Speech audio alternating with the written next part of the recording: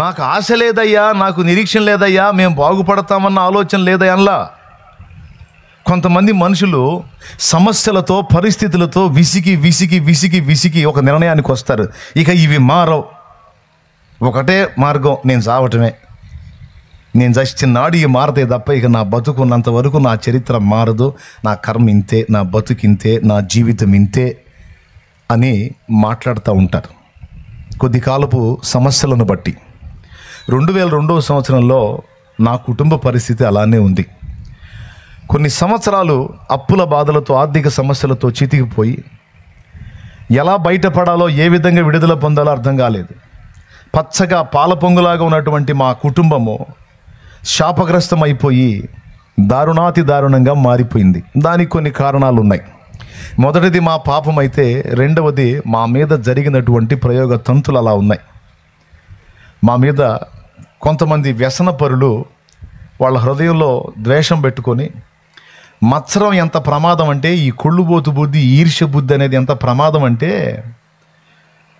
అది పుట్టకూడదు మనిషికి. అది కలిగిందంటే మాత్రం అవతల వాళ్ళని నాశనం చేసిన దాకా నిద్రపోరు. దానికోసం అవసరమైతే డబ్బులు ఖర్చు పెడతారు, ఎంతకైనా తెగిస్తారు. అవతలాడి మీద ఈర్ష్య పడిందంటే, కక్ష కట్టారంటే, కుళ్ళు పట్టారంటే, వాళ్ళని పాడు చేసిన దాకా, వాళ్ళు ఎన్ని కష్టాలైన పడి వాళ్ళని నాశనం చేసిన దాకా నిద్రపోరు. అట్లాంటోడు మాకు ఒకటి తగిలాడు. మా మీద వ్యసనపడి మాకు బడి ఏడిసేవాడు ఒకటి తగిలాడు. వాడు ఇంకొకటి పట్టుకున్నాడు. వాడు వీడిద్దరు కలిసి ఒరిజినల్గా ప్రయోగం చేశారు, మాంత్రిక శక్తులను ప్రయోగించారు. అక్కడి నుంచి మా ఇంటి ముందు పశువులు ఒకే రోజు రక్తం పిండినాయి. పాలు తీస్తుంటే పాలు ఇట్లా రక్తం వస్తుంది. చేసే వ్యాపారం మొత్తం క్రమక్రమంగా నాశనం బాట పట్టింది. చూస్తానే అప్పుల పాలైపోయి ఏ విధంగా కూడా బయటపడే పరిస్థితి లేక అందరం కలిసి గందరగోళం, కుటుంబం చిందరవందర. కలిసి కూర్చొని అన్నం తిందామని అన్నం పెట్టుకుంటాం. అన్నం పూర్తిగా తినకముందే అక్కడే కొట్టుకొని లెగుస్తాం. అంత గందరగోళం, చిందరవందర. తర్వాత మళ్ళీ కూర్చొని ఆలోచిస్తాం, ఏం జరిగింది, ఎందుకు ఇట్లా మారిపోతున్నాం మనం, అర్థం కాదు. చివరికి ఉన్న ఊర్లో పరిస్థితులు మారిపోయి ఆ ఊరు వదిలిపెట్టి వేరే ఊర్లో వచ్చి అద్దెకి ఇల్లు తీసుకొని బతకాల్సి వచ్చింది. ఉన్నవన్నీ కూడా తాకట్టు పెట్టుకొని అన్ని వైనమైపోయి ఇక ఏ దారి లేక, నివాసం లేక వేరే ఊరు వచ్చి బతకాల్సి వచ్చింది. అలాంటి పరిస్థితుల్లో ఫోన్లు చేసి వార్నింగ్లు ఇస్తూ ఉన్నారు ఆర్థికంగా అప్పు ఇచ్చిన వాళ్ళు. ఇప్పటిదాకా మీకు గౌరవం ఇచ్చాం, ఇప్పటిదాకా మీకు మర్యాద ఇచ్చాం, మా సంగతి తెలీదు, సామాన్లు బయటేస్తాం, మీరు ఎక్కడున్నారో మాకు తెలుసు, మీరు ఏ ఊర్లో ఉన్నారో మాకు తెలుసు, అట్లా చేస్తాం ఇట్లా చేస్తాం అని వాళ్ళ మాటలు వాళ్ళు మాట్లాడుతూ ఉన్నారు.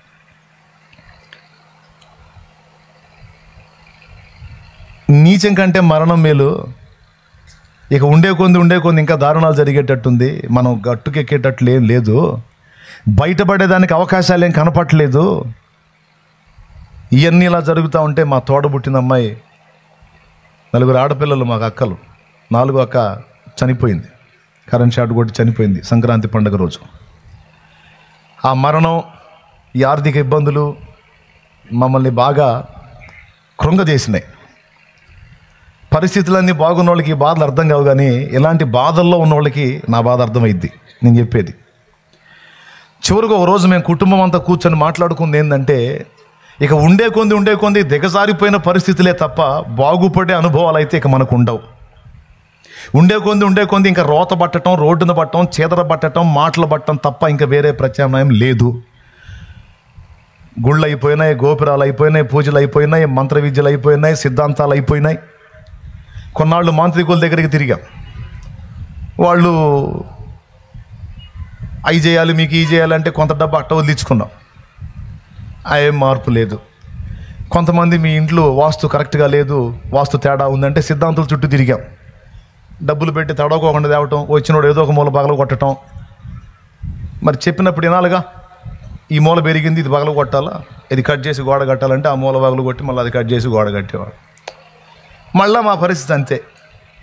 మళ్ళీ ఇంకొకటి తీసుకొచ్చేవాళ్ళు, ఇంకా పనోడు అంటాను, ఇంకొకటి తీసుకొస్తే వాడు వచ్చి ఇంకొక మూల పగలు కొట్టించేవాడు.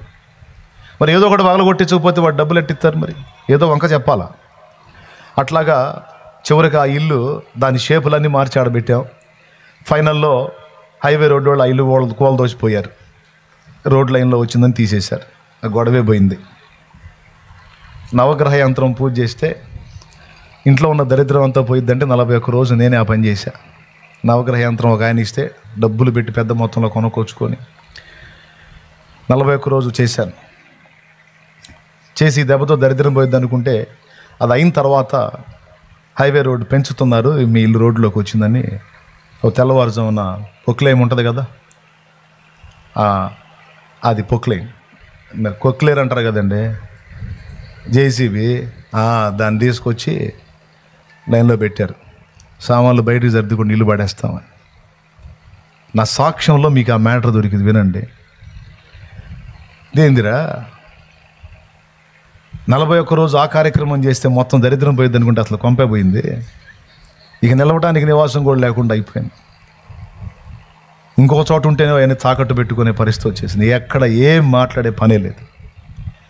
చివరికి ఏమనిపిస్తుందండి, అన్నీ బాగున్నప్పుడు అందరూ కలిసారు, మెలేశారు, ఎక్కడెక్కడో కలిసినోడు కూడా పలకరించిపోయాడు. పరిస్థితులు తారుమారేసరికి ఒక్కడ కనపట్ల. ఎవడు మాట్లాడే పనే లేదు. చుట్టం లేదు, పక్కం లేదు, బంధువు లేదు, హిందువు లేదు. పాట పాడితే లైట్లు ఆగిపోతాయి, లేకపోతే ఒక పాట పాడాలనిపిస్తుంది కానీ పాడితే లైట్లు ఆగిపోతాయని పాడట్లా. అన్ని పరిస్థితులు బాగున్నప్పుడు అందరూ వచ్చి, ఎక్కడెక్కడో కలిసినోడు కూడా వచ్చి పలకరించిపోతుంటాడు. ఎవరెవరో ఎదురవుతుంటారు, ప్రాణానికి నా ప్రాణం అంటారు. ఎవరెవరో ఎదురవుతుంటారు, ప్రాణానికి నా ప్రాణం అంటారు. కష్టాలలో వారు కదిలిపోతారు, కష్టాలలో వారు కదిలిపోతారు. కరుణగల యేసు నాతో ఉంటాడు,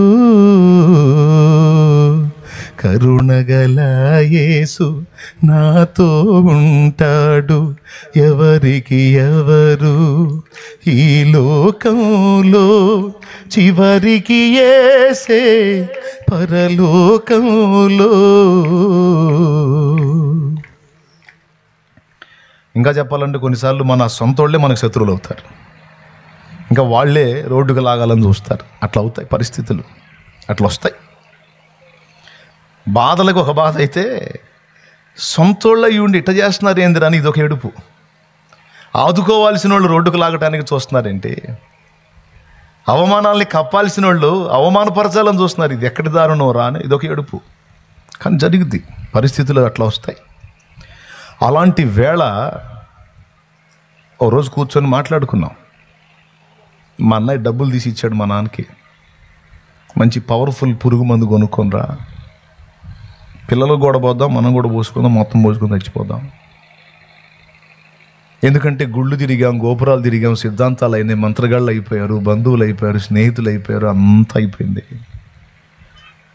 ఇక మనకు దారే లేదు, దిక్కే లేదు, ఇక మనం బయటపడే ఛాన్సే లేదు. రోజు రోజుకి కృషించిపోయి ఈ దరిద్ర గొట్టు బతుకులు ఎందుకు, పోతే పోయిద్ది. కాసేపు కళ్ళు మూసుకున్నామంటే చచ్చిపోతాం, గొడవే లేకుండా పోయిద్ది. ఆ పని చేద్దాంలే, తీసుకుంటా నా నాన్న ఇస్తే. మా నాన్న కన్నీళ్ళు పెట్టుకున్నాడు.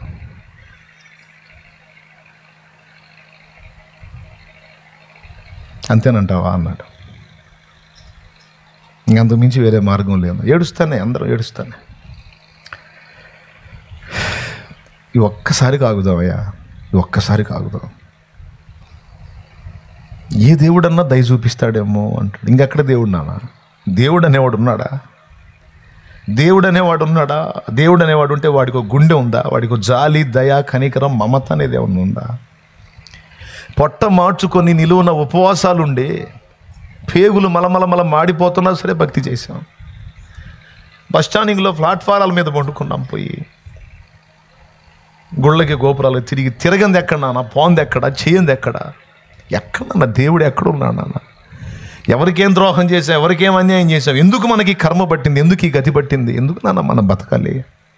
చచ్చిపోతే పోయింది నా ఓర్ని అందరం ఏడ్చుకుంటా. ఏం చేయాలా? అలాంటి పరిస్థితి. అలాంటి స్థితి వచ్చినప్పుడు ఇంకా నిరీక్షణ ఉంటుందండి ఎవరికైనా? రేపు అనేది ఒకటి ఉందన్న ఆశ ఉంటుందా? లేదు. ఎలాంటి భరోసా లేదు, ఎలాంటి అవకాశం లేదు. మా వాళ్ళలో ఆలోచన పోయింది. మా నాన్న చెప్పిన మాటను బట్టి వాళ్ళు సరే ఒక్క మెట్టు చూద్దాం, పోరాడదాం, ఇంకొకసారి పోరాడదామని వాళ్ళు నిర్ణయాలు మార్చుకున్నారు. కానీ నా మైండ్లో పోల ఆలోచన. కుటుంబానికి బాసటగా ఉండినప్పుడు, కుటుంబాన్ని ఆదరించినప్పుడు, కుటుంబాన్ని ఆదుకోనప్పుడు ఎందుకురా ఈ బతుకు, పోతే పోయిద్దని నేను 2002 మార్చి నెల చివరిలో ఒక ఆలోచన చేస్తూ ఉన్నా. మధ్యరాత్రి 1 గంట నిద్రపోలా, ఆలోచిస్తున్నా, ఏడ్చుకుంటున్నా. నేను సాంస్క్రిట్ శ్లోకాలు, మంత్రాలు చదివి నేను చేసినటువంటి పూజా కార్యక్రమాలని గుర్తు చేసుకొని ఏడుస్తున్నా. ఇన్ని రకాలుగా చేశాను, ఇన్ని రకాలుగా చదివాను, ఇన్ని రకాలుగా తిప్పలు పడ్డాను. ఒక్కరు కాకపోతే ఒక్కరైనా ఒరే రేపనే నిరీక్షణ ఉందిరా నీకు, బాధపడకరని కన్నీరు తుడిచినోడు, కనపడ్డాడు, మాట్లాడినోడు దిక్కే లేదు. ఎన్ని రకాలు ఉన్నాయో అన్ని రకాలుగా నాకు తెలిసినంత వరకు చేశాను. ఉపవాసాలతో పొట్ల మార్చుకున్నాను, చాలా బాధలు పడ్డాను. ఏంటి అసలు దేవుడు ఉన్నాడా, దేవుడు లేడా? అసలు దేవుడు అనేవాడు ఉంటే ఆ ఉన్నవాడు ఎవరు? నేను సేవించేవాడేనా, లేకపోతే నాకు తెలియకుండా దేవుడు ఏదైనా వేరుగా ఉన్నాడా? నాకు యేసు ప్రభు అంటే పడదు. యేసు ప్రభు అంటే నాకు పడదు. ఫస్ట్ నుంచి నేను వ్యతిరేకిగా ఉన్నాను. ఎవరన్నా నాకు యేసు ప్రభు గురించి నా ఫ్రెండ్స్ ఎవరన్నా చెప్పడానికి ట్రై చేస్తే కట్ చేసేవాడిని, వద్దురా చెప్పొద్దురా అని. కొన్నిసార్లు పరుష పదజాలం వాడి వాళ్ళని ఎట్లనన్నా కానీ యేసు ప్రభు వైపు నుంచి నేనున్న మతంలోకి మళ్ళించాలని ట్రై చేసిన వాడిని నేను. చర్చిలో నుంచి, మైకులో నుంచి దూరంగా దేవుని మాటలు వినబడతా ఉంటే రన్నింగ్ కామెంటరీ మాట్లాడినోడిని, దూషించాను. నా దగ్గరికి వర్క్ చేయడానికి వచ్చిన వాళ్ళని కూడా ఎట్లనన్నా కానీ అటు నుంచి ఇటు తిప్పాలని తిప్పలు పడ్డాను. అలాంటి నేను యేసు ప్రభు గురించి ఎందుకు ఆలోచిస్తానండి? ఆలోచించనుగా. కానీ ఒక్కటి మాత్రం నేను ఆలోచించా. ఏం ఆలోచించానంటే, అసలు దేవుడు అనేవాడు ఉన్నాడా, ఉంటే అతడు ఎవరు అని నా భార్య పిల్లలకి వెళ్ళి చూసుకున్నా. చిన్న పిల్లలు, పసిబిడ్డలు. చావాలి, ఈజీగా పోవాలి ప్రాణం, చచ్చేటప్పుడు ఊరగా పోకూడదు, కుటుంబానికి ఏదో ఒక లాభం చేకూర్చిపోయేటట్టు పోవాలి. ఇట్లాంటి ఆలోచనలో ఒక 20-21 సంవత్సరం వయసున్న యవనస్తుడి హృదయంలో మీరు ఊహించగలరా? కానీ నాకు వచ్చినాయి. నా పసిబిడ్డలకి వెళ్ళి చూసినప్పుడు ఏడ్చుకున్నాను, నా భార్యకి వెళ్ళి చూసినప్పుడు ఏడ్చుకున్నాను, ముసలి వాళ్ళైన తల్లిదండ్రులకి వెళ్ళి చూసి ఏడ్చుకున్నాను. ఒకవేళ నేను పోతే నన్ను తీసుకొచ్చి ఎక్కడ బండ పెడతారు, ఏ విధంగా నన్ను చూసి వాళ్ళు దుఃఖపడతారు. నేను పోవటం అంటూ జరిగితే ఖచ్చితంగా వాళ్ళు అన్న పని చేస్తారు. అమ్మాయి పోయింది, ఈడు పోయాడు, ఇక మనం ఎందుకు, మనం కూడా పోదామని ఖచ్చితంగా వాళ్ళు ఏదో ఒకటి చేసుకుంటారని అన్నీ గుర్తొచ్చి ఏడ్చుకుంటా ఉన్నా. మిమ్మల్ని ఏమైనా ఇబ్బందిగా ఉందా? చాలా ఏమన్నా వాక్యం చెప్పకుండా మాకేందన్నా ఈ బాధ అని అంటారా? నా లైఫ్ చెప్తున్నానండి, నా జీవితం. ఏడ్చి ఏడ్చి ఏడ్చి ఏడ్చి ఇలా మనం ఫీల్ అయితే ఇలాన్నీ ఆలోచించుకుంటే చావలేము. మనసుని కఠినం చేసుకోవాలి, మనసుని రాయి చేసుకోవాలి అని మళ్ళీ గుండెని దిటవు చేసుకో ఆలోచన చేస్తా. దేవుడు అనేవాడు లేడు. ఉన్నా వాడికి కరుణ లేదు, వాడికి జాలి లేదు, దయ లేదు అని ఏదో నా మనసుకు వచ్చింది అనుకొని కళ్ళు మూసుకున్నా, అలా మత్తులోకి వెళ్ళిపోయా. తెల్లవారుజాముకి ఒక రోగగ్రస్తమైన శరీరం కనపడుతుంది. ఆ రోగగ్రస్తమైన శరీరం మీద కరెక్ట్గా పొత్తి కడుపు భాగం, కిందికి కనపట్ల, పైకి కనపట్ల, పొత్తి కడుపు భాగం సర్జరీ చేసే ప్లేస్ కనిపిస్తుంది. అక్కడ ఒక 6 అంగుళాల వెడల్పుతో ఒక వెలుగు కనపడుతుంది.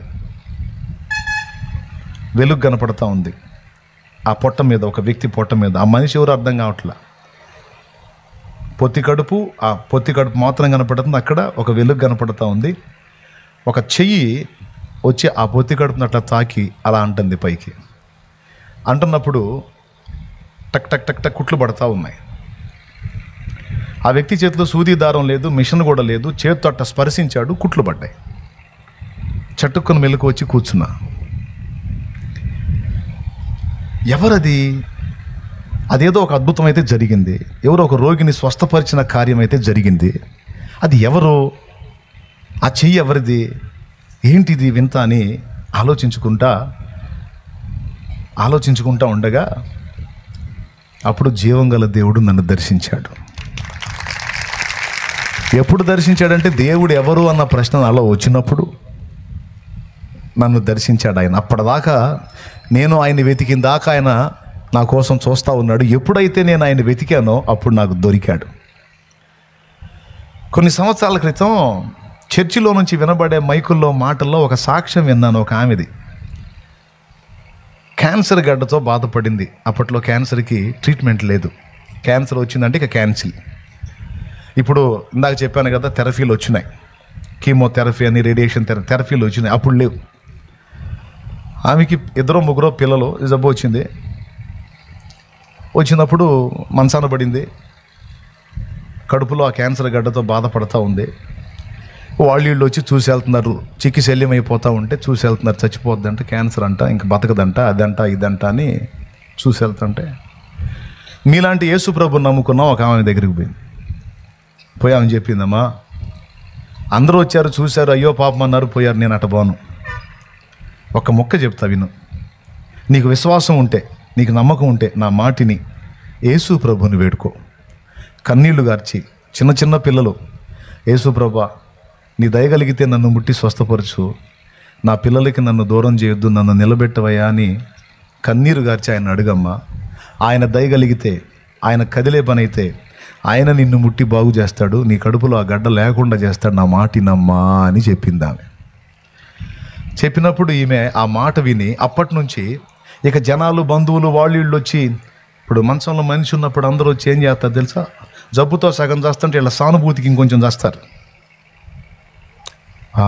ఏంది అయిపోయింది ఏంది అని ఒక ఆమె ఇంకొక ఆమెను అడిగితే, క్యాన్సర్ అంట, క్యాన్సర్ గడ్డ అంట. అమ్మో క్యాన్సరా, అట్టయితే ఇక లేదుగా, మరి అదేగా, అందుకే అట్ట అయిపోయింది, ఆ పాడు జబ్బు ఏడొచ్చిందనమ్మా, మింగేస్తుందమ్మా. ఇట్లాంటి మాటలు ఆ మనసులో ఉన్న మనిషి చెవిని పెడితే ఎట్టుంటాయి? వచ్చిన వాళ్ళు ధైర్యం చెప్పాలా, లేకపోతే పాపం చిన్న వయసుగా అయ్యో అంటే సావరా, సత్తారా సావరా? మామూలుగానే జబ్బుగా సగం చచ్చిన వాళ్ళు ఇట్లాంటి సానుభూతి మాట సగం చేస్తారు. ఇంకా ధైర్యం చెప్పేవాళ్ళు తక్కువ, ఈ సానుభూతితో ఇట్లాంటి పనులు చేసి సాగుకొట్టేవాళ్ళు ఎక్కువ. కాబట్టి ఎవరెవరు వస్తున్నారు, ఎవరెవరు ఏమేం చెబుతున్నారు ఏం పట్టించుకోవాలని, పట్టించుకోకుండా ఆ తల్లి చెప్పిన మాట మనసులో పెట్టుకొని ఇక రోజు ఏడ్చి, యేసు ప్రభువా నన్ను దర్శించవా, యేసు ప్రభువా నన్ను ముట్టవా, యేసు ప్రభువా నా ఎందుకు కనికరపడవా, నా పిల్లలకి నన్ను నిలబెట్టవా అని ప్రార్థన చేయటం మొదలుపెట్టి ఆమె తెలిసిన మాటల్లో. ఇది నేను సాక్ష్యం విన్నానమాట అన్యుడిగా ఉన్నప్పుడు. కానీ ఎగతాళి చేశా.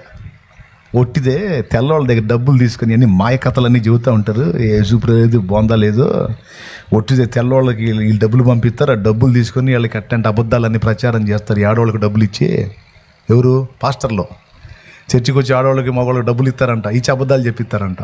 నా ఫీలింగ్, నేను చెప్పిన మాటలే అనుకునే. ఆ రోజు ఆమె చెప్పినటువంటి సాక్ష్యం ఎట్లా జరిగింది కార్యం అంటే, ప్రభు దర్శించాడు ఆమెని. ఆమె ఏడుస్తూ ఉన్నప్పుడు ఆయన వచ్చాడు. ఎందుకు ఏడుస్తున్నావు? నాకు ఇట్లా క్యాన్సర్ గడ్డాయా, నాకు ఈ జబ్బుతో బాధపడుతున్నానంటే, ఏముండదులే, నేను సర్జరీ చేస్తాను, నేను ఆపరేషన్ చేస్తాను, తీసేస్తాను నాకు అంటే.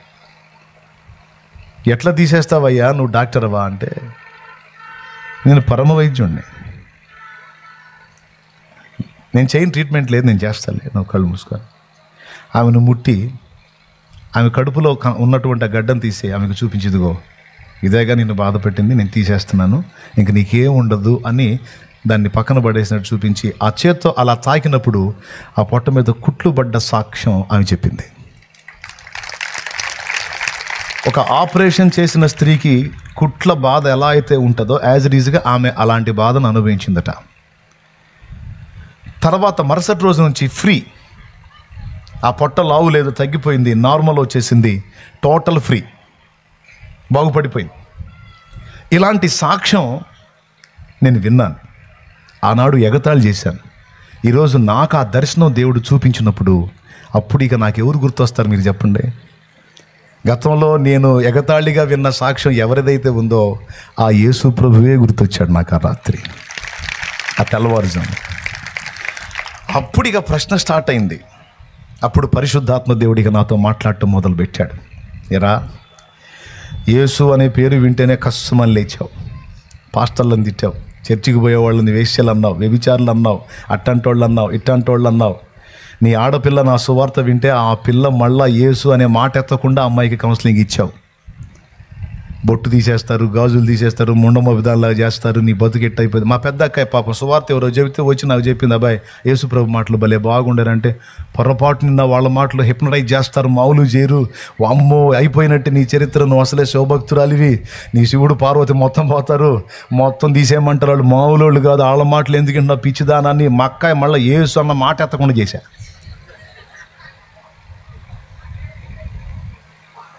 దేవునికి స్తోత్రం కలుగును గాక. అట్లాంటి వాడిని నన్ను దర్శించి ఎరా నా పేరెత్తితే కస్సుబుస్ అన్నావు, ఇక లేదురా దిక్కు.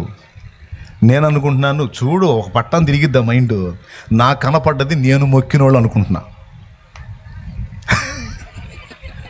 చూడు అసలు నాకు కనపడదు నేను మొక్కినోళ్ళు. యేసు ప్రభు ఎందుకు అవుతాడంటే అప్పుడు పరిశుద్ధాత్మ మాట్లాడాడు, మరి ఏ నామమున రక్షణ కలగదు, ఆకాశము క్రింద ఇవ్వబడిన ఈ నామముననే యేసు నామమునైన రక్షణ. లే, తిరిగావు, చేసావు, అయిపోయింది. తిప్పలు పడ్డావు, నానా బాధలు పడ్డావు, ప్రయాసపడ్డావు, అయిపోయింది. ఇక నీకున్న ఒకే ఒక మార్గం యేసే. లేచి వెళ్ళు, అక్కడికే వెళ్ళు, యేసును ఆశ్రయించు, నీవు సమాధానం పొందుతావు, విమోచన పొందుతావు. ఇక మారుమోగుతుంది నా చెవిలో దైవస్వరం, దేవునికి స్తోత్రం కలుగును గాక. ఉండబట్టలేక మా అమ్మ దగ్గరికి వెళ్ళా. 4:30 టైం. మా అమ్మ గాఢ నిద్రపోతుంది, లేపా. మా పెద్దోళ్ళ మాట తీసుకోవాలిగా. మా అమ్మ దగ్గరికి పోయామా, ఉలిక్కిపల్లి ఏందయ్యా అంది. నేనే చర్చికి పోతామా అన్న. ఏంది అంది. చర్చికి పోవాలనుకుంటున్నా అన్న. చర్చికి అసలు ఈ జాములు లేవటం ఏంది, నువ్వు ఈ జాములు లేచి చర్చి ఏంది, ఏమైందయ్యా అంది. ఏమైంది కాదమ్మా, నేను చర్చికి వెళ్ళాలనుకుంటున్నా అన్న. అప్పటికి జుట్టు పెంచుకున్నా, తిరుపతి వస్తానని. నాకు 2 కొడుకులుగా, పెద్దోడికి పిలకేసాం, అక్కడే తీస్తామని. అయ్యా నీ మొక్కులు అయితేనేమి, మా మొక్కులు అయితేనేమి 25-30 మొక్కులు ఉన్నాయి. ఎన్ని? 25-30 మొక్కులు ఉన్నాయి. 1 కాదు 2 కాదయ్యా. అసలుకే బాధలు తల్లాడుతున్నాం. ఆ మొక్కులు తీరవకపోతే వాళ్ళు ఏం చేస్తారో కూడా తెలీదు. ఎందుకు వచ్చిన గొడవయ్యా? ఆ యేసు ప్రభు దగ్గరికి పోతే ఇక దేనికి మనం పోకూడదు, దేనికి మొక్కకూడదు అంటారు వాళ్ళు. అసలుకే బాధల్లో ఉన్నాం, కాస్త ఆలోచించాయా అంది. స్తోత్రం చెప్పండి, గట్టిగా చెప్పండి. నేను అన్నాను, మీకు ఊహ తెలిసిన దగ్గర నుంచి అయ్యే చేశారు, మా చేత కూడా అయ్యే చేయించారు. మీరు నెమ్మదిగా ఉన్నది లేదు, మేము నెమ్మదిగా ఉన్నది లేదు. నేను ఫైనల్గా ఒక ఆలోచన చేసుకున్నాను రాత్రి. నా ఆలోచన నాకు చెప్పలా, చెబితే అదురుపోయిద్దిగా, చెప్పలా. అప్పుడు నన్ను యేసు ప్రభు దర్శించాడు. లాస్ట్ అండ్ ఫైనల్ ఆయన దగ్గరికి పోతా. సమాధానం దొరికింది, లేకపోతే నా ఆలోచన ఏదో నాకుందిలే, లేదు అసలు అవకాశం అనుకున్నా. కానీ ఒక్కడు నన్ను దర్శించినట్టు నాకు అర్థమవుతుంది. నేను వెళ్తానుమా, మీరు ఒప్పుకున్నా ఒప్పుకోపోయినా నేను పోతా, మొక్కు లేదు తొక్కలేదన్నా. మమ్మ దేవుడు దర్శించినట్టున్నాడు. సరే పోయా, ఆ నాయనన్న ఏమన్నా చేస్తాడేం పోయా అంది. అదే శుభవార్త, దేవునికి స్తోత్రం. జీవితానికి నిరీక్షణ, ఆశ లేకుండా ప్రాణాలు తీసుకుందామన్న విరక్తిలోకి వెళ్ళిన మా బ్రతుకులకి ఒక నూతనమైన అధ్యాయము ఆ రోజు నుంచి స్టార్ట్ అయింది. ఏ రోజైతే ఆయన దగ్గరికి వెళ్ళి, ఆయన రెక్కల నీడకు వెళ్ళి, ఆయన సన్నిధిలో కూర్చున్నానో, ఇక ఆ రోజు స్టార్ట్ అయింది బ్రదర్ నా లైఫ్లో ఒక టర్నింగ్ అనేది. పోయాం, మోకాళ్ళు వేయటం మనకు తెలియదు. పద్మాసనం వేసుకుని కూర్చొని మంత్రాలు ధ్యానించడం తెలుసు, కానీ మోకాళ్ళు వేయటం మనకి ఏం తెలుసు. పోయి మోకాళ్ళు వేసుకొని, అందరూ మోకాళ్ళు వేసారు మనం కూడా వేయాలి అని వేస్తే మంటలు పడుతుంది, అలవాట్లేదుగా. కాసేపు మోకాళ్ళు వేసి అట్నే అట్లనే ఉన్నా పట్టుదలగా. చాలా ఏడుపు వచ్చింది. ఎవరికి చెప్పినా అందరూ ఏడుస్తున్నారు ఇంట్లో. అందుకని ఎవరికి వాళ్ళు ఏడుపునంత దిగమే ఇంకొని తిరుగుతున్నాం. చర్చికి పోయినాక మనసారా ఏడవడానికి అవకాశం దొరికింది. ఎందుకంటే అందరూ ఏడిచి ప్రార్థన చేస్తున్నారు. వాళ్ళు ఏడుపులో మన ఏడుపు కలిపేయచ్చులే అని చెప్పి మనసారా ఏడుచుకోవడానికి ఇక్కడ భలే ఉందరో మొత్తానికి యేసుప్రభు ఏమో కానీ ప్రశాంతంగా ఏడవచ్చు. ఇక్కడ అందరూ ఏడుస్తున్నారు, మనం కూడా ఏడవచ్చు అని ఏడ్చి 3 ప్రశ్నలు ప్రభు ముందుంచా. యేసు ప్రభా, నిన్ను తిట్టా, దూషించా, అందాన్ని మాటలన్నా, చెడిపోయినోడిని, పాపాత్ముండే, కానీ ఈరోజు నీ పాదాల దగ్గరికి వచ్చా. నువ్వు ఏడున్నావు? ఈ కన్నీళ్ళు తప్ప నాకేం మిగలేదు, నన్ను చూస్తున్నావా అని అడిగా. నీకు మేము ఆరాధించే వాటికి సంస్కృతంలో మంత్రాలు చదవాలి, శ్లోకాలు చదవాలి. మరి నీకే భాషలో చదవాలో మాకైతే తెలియదు, నాకు తెలియదు. నాకు తెలిసిన ఈ తెలుగు భాషలో నాకు ఉన్న పరిస్థితుల్లో మాట్లాడుతున్నా, నా మాటలు నీకు అర్థమవుతున్నాయా అని అడిగా. 2. 3వది, నీవు నాకు సమాధానం ఇస్తావా అని అడిగా. మొదటిది ఏంటి? కన్నీళ్ళు తప్ప నాకేం మిగలలేదు, నువ్వు చూస్తున్నావా. 2వది ఏంది? నా మాటలు నీకు అర్థమవుతున్నాయా. 3వది ఏంది? నువ్వు నాకు సమాధానం ఇస్తావా, బాగు చేస్తావు. ఈ 3 మాటలు దేవుని ముందుంచి కూర్చున్నా. కాసేపటికి నా హృదయంలో ఒక స్వరం, అటు చూడు, అటు చూడు, అటు చూడు, అటు చూడు, ఆ గోడకెళ్ళి చూడు, గోడకెళ్ళి చూడు, గోడకెళ్ళి చూసా. ఏ 3 ప్రశ్నలు నేను అడిగానో ఆ 3 ప్రశ్నలకి సమాధానం ఆడ కనపడుతుంది. నీవు కన్నీళ్ళు విడుచుట నేను చూచి తిని, నా ఏడుపు తప్ప ఏం మిగల, ఏడుపు చూసావా అన్నావుగా, నేను చూచి తిని. నా మాటలు నీకు అర్థమవుతున్నాయా అన్నావుగా, నీ ప్రార్థన నేను అంగీకరించి ఉన్నాను. నీవు నాకు సమాధానం ఇస్తావా అని అడిగావుగా, నేను నిన్ను బాగు చేసేదను.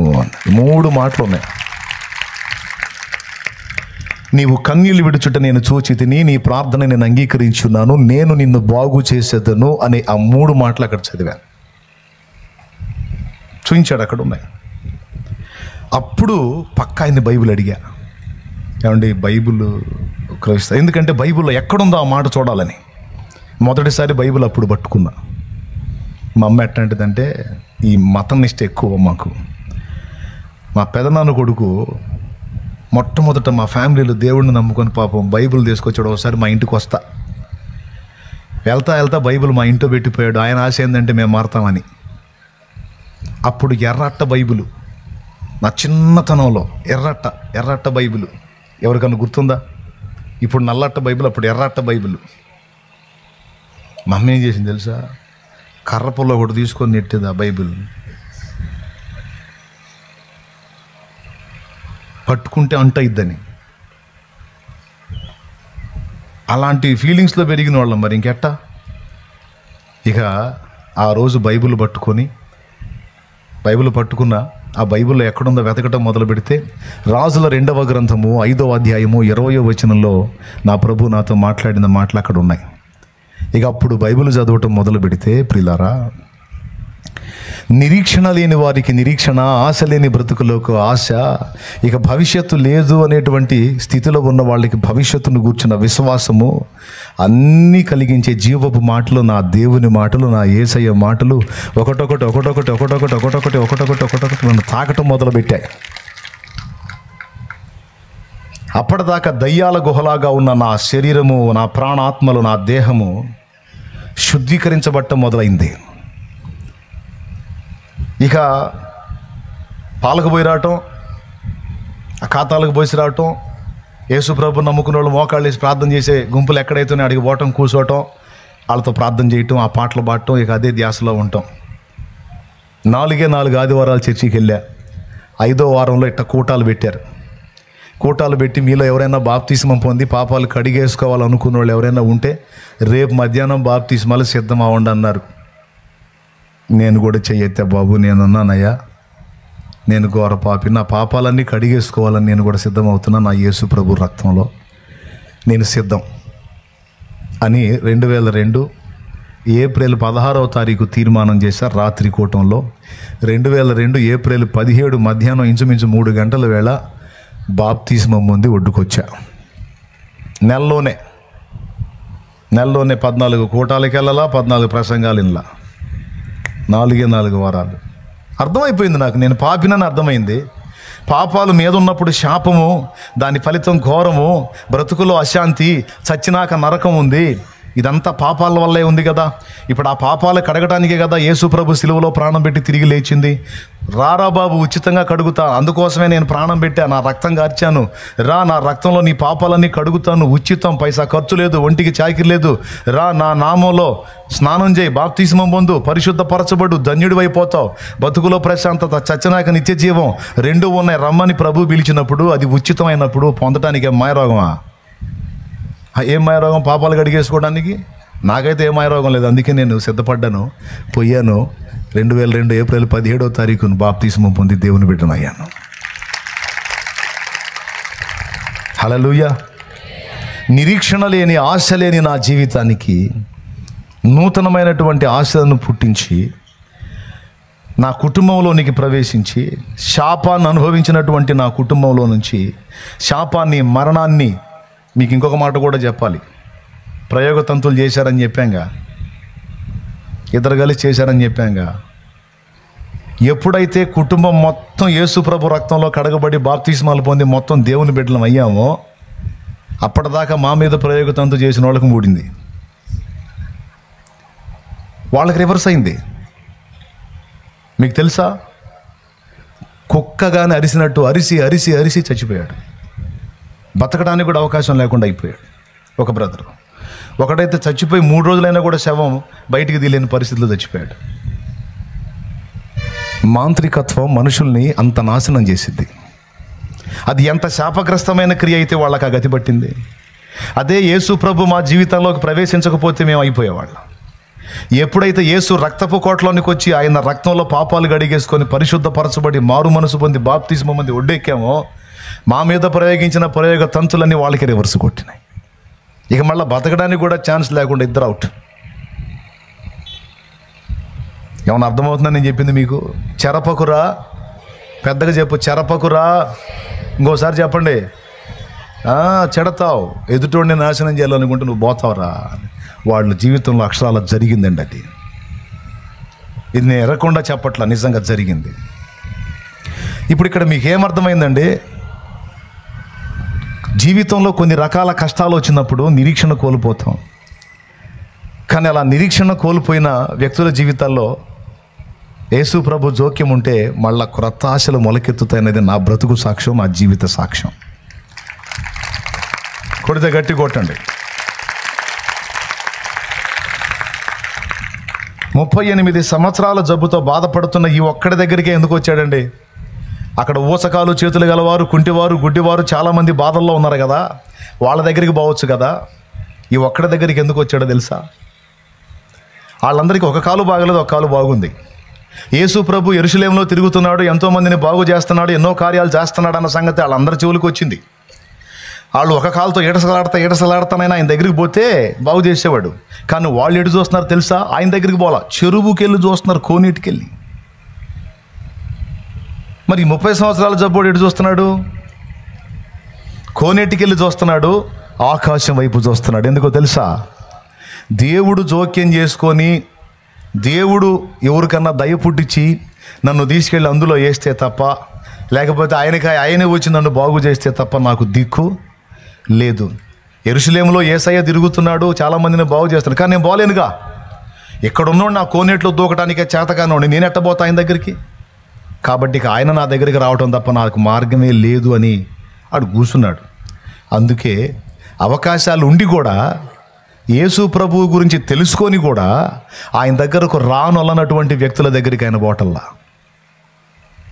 ఎవరైతే ఆ స్థితిలో ఉండి దేవుడా నువ్వే దిక్కని దేవుని కోసం ఎదురు చూస్తున్నాడో వాని దగ్గరికి వెళ్ళి కదిలిచ్చాడు. మిగిలిన వాళ్ళకి ఊసకాలు చేతులు గల వాళ్ళకి ఒక కాలు పోయినా ఒక కాలు బాగానే ఉంది, వచ్చి ఈడ్చుకుంటూ వచ్చైనా సరే ఏసైనా పట్టుకుని బాగుపడవచ్చు. ఈరోజు ఇక్కడ మీకు చెప్తున్నాను నేను, యేసు ప్రభు గురించి నీకు తెలియకపోతే నువ్వు ఆయన ఆశ్రయించలేవు. ఈరోజు నీకు స్పష్టంగా ఆయన గురించి తెలిసిన తర్వాత కూడా నువ్వు ఆయన ఆశ్రయించకపోతే నీ జీవితంలో బాగుపడలేవు. మనశ్శాంతి, ఆనందం, సంతోషం, ఆశీర్వాదకరమైన భవిష్యత్తు అనేది నువ్వు చూడలేవు. నేను చెప్తున్నాను కదా. అలా కాకుండా నువ్వు ఆయన వెతికి ఆయన ఆశ్రయించావనుకో, ఇదిగో నా జీవితమే సాక్ష్యం, తప్పకుండా నువ్వు బాగుపడతావు, బతికిపోతావు, నూతన పరచబడతావు. ఇంకా చెప్పాలంటే నీవు నీ కుటుంబం ఆశీర్వదించబడటం కాదు, ఇతరులకు కూడా నీ బ్రతుకు ఆశీర్వాద కారణంగా మారిపోయింది. మీరెవరు, నేనెవరు? కొచ్చర్లో నాకేమన్నా తెలుసా? ఎప్పుడన్నా మీ ఇంటికి వచ్చి మిమ్మల్ని కలిశానా? మరి ఎందుకు వచ్చారండి ఇక్కడికి? ఎట్లొచ్చారు? ఏంది అనుబంధం? ఏంది? చూసావు ఎట్లా చేశాడో? మీరెక్కడో నేనెక్కడో మీ హృదయాల్లో అంత చోటిచ్చాడు నాకు.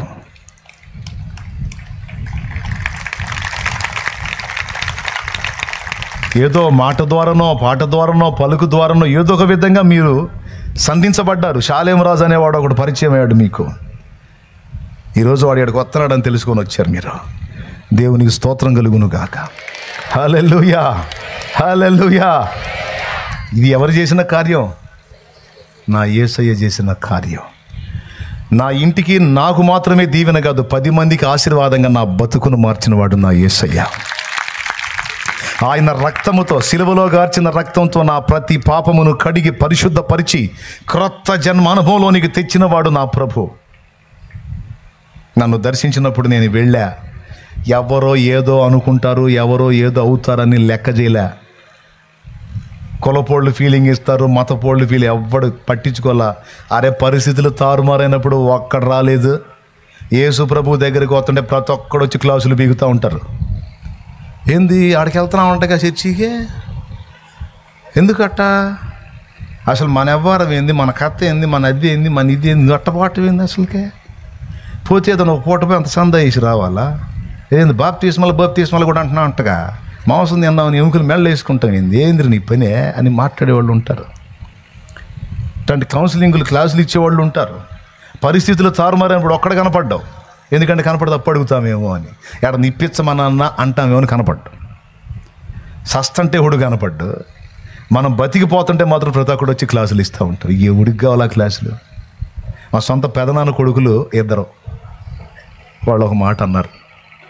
మా నాన్నే యేసు ప్రభుని నా మీద బాప్తీసం పొందేమంటగా, నీకు 2 కొడుకులే ఉన్నారు, నువ్వు సస్తే నీ పాడి మోయటానికి 4 కావాలి, పొరపాటును కూడా మేము రామన్నారు. మా నాన్నేమన్నాడు తెలుసా? రే, నన్ను దేవుడు పిలుచుకుంటే నన్ను మీరు కాదు, పరిశుద్ధుల భుజాలు మోస్తాయి. నన్ను పరిశుద్ధుల భుజాలు మోస్తాయి. ఎవ్వడు నన్ను పట్టకపోయినా పర్వాలేదు, నేను మాత్రం ఆయన వదిలే ప్రసక్తి లేదన్నాడు. అన్నాడా? 2015వ సంవత్సరంలో దాదాపు 80 ఏళ్ళు దాటిన వయసులో ప్రభు దగ్గరికి వెళ్ళాడు. శుభ్రంగా మధ్యాహ్నం స్నానం చేసుకున్నాడు, భోంచేశాడు, హాయిగా పండుకున్నాడు. సాయంత్రం 6 ఒక్కసారి అట్లా లేచి కూర్చొని మళ్ళీ పండుకున్నాడు. ప్రశాంతంగా నిద్రపోయినట్టు నిద్రలోనే వెళ్ళిపోయాడు ప్రభు దగ్గరికి. అసలు ఇంత బాధగా, నొప్పిగానే, మాట్లాడే పనిలేదు, సైలెంట్గా వెళ్ళిపోయాడు. మా నాన్న నిద్రించినప్పుడు మా నాన్న పెట్టె ఎంతమంది పట్టారు తెలుసా? పెట్టె 40 మంది పట్టారు. 4 ఎక్కడ, 40 మంది ఎక్కడ? చెప్పు. కొడితే గట్టి కొట్టాలా? నన్ను కూడా పట్టనేలా. అయ్యా ఆయన మా నాన్నయ్య, ఆయన అంటే నాకు ఇష్టం, ఒక్కసారి అట్లా నేను భుజం మోపుతానంటే ఒకడు తొలిగి నాకు సంధించాడు. 4 అడుగులు లేనిచ్చి మళ్ళీ లాగాడు నన్ను. పక్కరా అన్న, మేము తీసుకెళ్తాం. మైనీళ్ళ నన్ను వాళ్ళు ఏమన్నారు? సస్తే ఎంత 2 రాకపోతే ఎంతమంది వచ్చారు? రాకుండా ఏమో లేదు, వచ్చారు వాళ్ళు. చివరికి నా దగ్గరికి వచ్చారు. ఏందిరా అబ్బాయి, సరే ఏదో వెళ్ళారంటే వెళ్ళారు, నమ్మారంటే నమ్మారు, ఏం మమ్మల్ని పట్టనిరా? నన్నే పట్టనలేదురా అన్నయ్య. సందు దొరికితే పోయి జ్వరపడని, లేకపోతే ఇంటికి పోండి అన్న. దేవునికి స్తోత్రం కలుగును గాక. హల్లెలూయా. సందు దొరికితే జ్వరపడండి రా, లేకపోతే లేదండి. ఎత్తుకొని మోసిన కూడా ఆశానుబాహులు. వీళ్ళేమో కొంచెం ఎత్తు తక్కువ. ఇక వాళ్ళు జ్వరపడితే తలకాయ మీద పెట్టుకొని పోవాలి. ఇక లేదు అవకాశం. ఏం కార్యం అది? సిగ్గుపరుస్తాడండి. ఆయన విశ్వసించిన వాళ్ళని సిగ్గుపరుస్తాడా? దేవునికి స్తోత్రం కలుగును గాక. దాదాపు 80 దాటిన వయసులో కూడా నిలువు మోకాళ్ళు వేసి ప్రార్థన చేశాడు మా నాన్న. ఎందుకు ఈ విషయాలన్నీ చెప్తున్నానంటే, నిరీక్షణ లేని జీవితాలకి యేసు ప్రభువులో ఎంత నిరీక్షణ ఉందో చూడండి. విశ్వసించిన వారి జీవితాలు ఎలాంటి కార్యాలు చేస్తున్నాడో చూడండి.